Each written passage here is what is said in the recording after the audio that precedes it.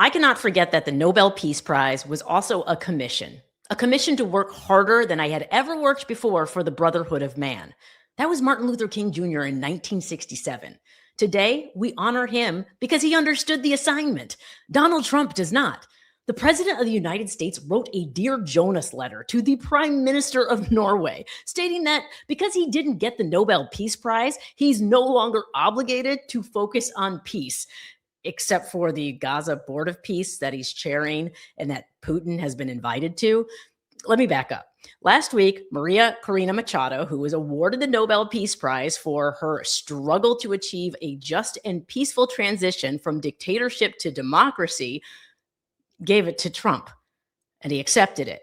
But apparently that, plus his FIFA Peace Award, plus putting his name on the Institute of Peace, still isn't enough to get him to say, no, we're not going to try and take Greenland by force. Just no comment.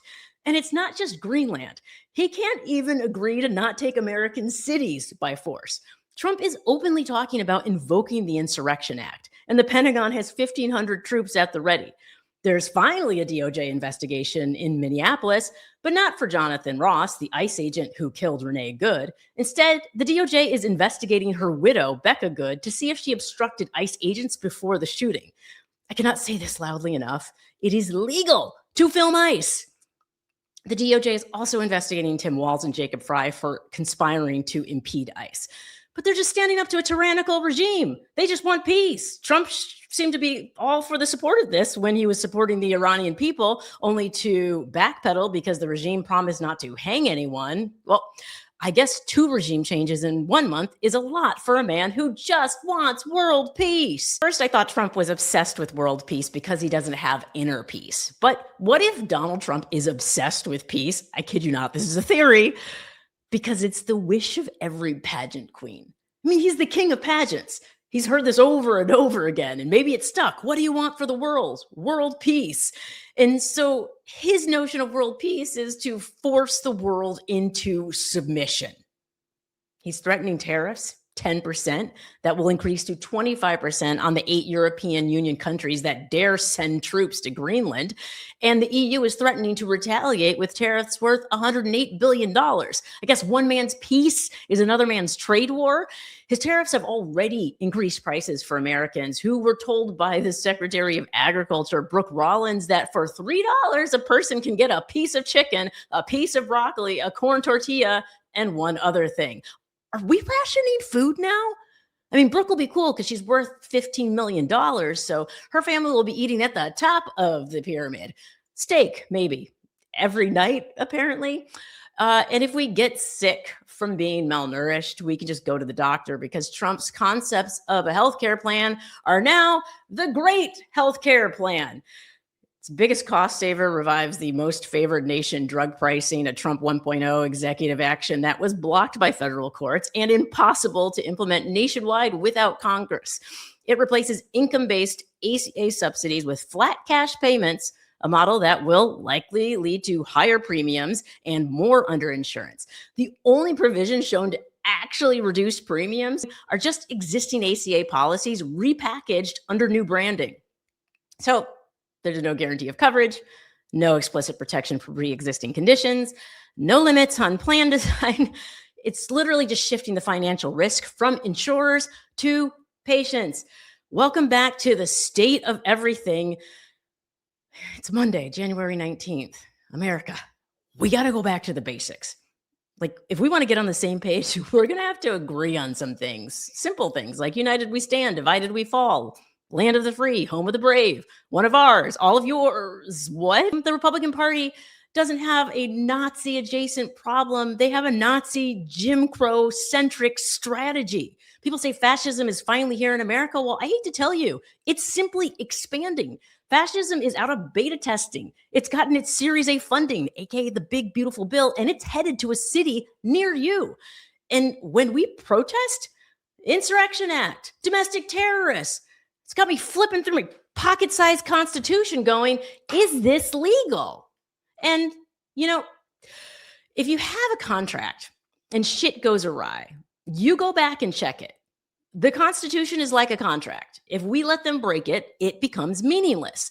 Kristi Noem wants US citizens walking around with papers. Well, how about these papers? Carry around a pocket-sized constitution with you. Let's talk about it, because this is what we, the people, agreed on. First Amendment, free speech, protests, freedom of the press. You can peacefully protest and film ICE. The Fourth Amendment, protection from unreasonable searches and arrests. The FBI just can't search a Washington Post reporter's home and seize their devices. Fifth Amendment, due process and equal protection. ICE cannot barge into your home without a warrant signed by a judge. 10th Amendment, limits on federal power over states. The federal government can't just barge into Minnesota and bypass state authorities. Every American needs to take a look at the Constitution, because I don't think Trump was kidding when he said he wanted to throw it out. And Republicans aren't going to just stop him. Together with ALEC, the Council of National Policy, and a handful of billionaires, they're set on taking over America by any means necessary, even if it means throwing out the Constitution, lying to the American people, telling them that we're in a state of emergency, all to justify this bullshit. JD Vance has openly said he's okay with lying to achieve an objective. Yeah, we know. They're eating the cats. They're eating the dogs. Meanwhile, we're trusting Department of Homeland Security to someone who shot their dog. We shouldn't be surprised when they revoke temporary protective status for Venezuelans or end visa processing for 75 countries by decree. The Trump regime is rounding up people who had legal status, business owners, taxpayers, and lumping them in with actual criminals to meet Stephen Miller's 3,000-a-day cruelty quota. Kristi Noem, Tom Homan, Greg Bovino are all unconstrained by the Constitution and are orchestrating military-style operations, masked men roaming neighborhoods with Palantir tech, believing they can kill someone in broad daylight and the government will lie for them. And we are rightfully paying attention to this cruelty, but I want to point out something. It's not just the cruelty that's destroying what America stands for. 16 U.S. senators are warning that recent changes at the USPS, consolidated processing centers, fewer daily dispatches, could delay ballot postmarks. And that matters because in many states, ballots are not postmarked or received by the election day are rejected. So even if voters mailed them on time, they could be rejected. And the DOJ is suing Virginia for refusing to hand over full voter registration lists. A federal judge dismissed a similar case against California, but the federal government is trying to suppress the vote. How are we going to vote our way out of this if they keep us from voting? Republicans and their billionaire donors are basically running an elaborate pickpocketing scheme. They're distracting people with cruelty, with lies. And even though everyone sees what's happening, Chuck Schumer and Hakeem Jeffries aren't rushing in to stop it. They're acting, if they just ask hard enough, the pickpockets will police themselves. But that is not how it works. And so as these billionaires steal more from the economy, people get hungrier and more desperate. And when people feel like they have nothing left to lose, they lose it. And that's what Trump wants. So we need to go back to the basics.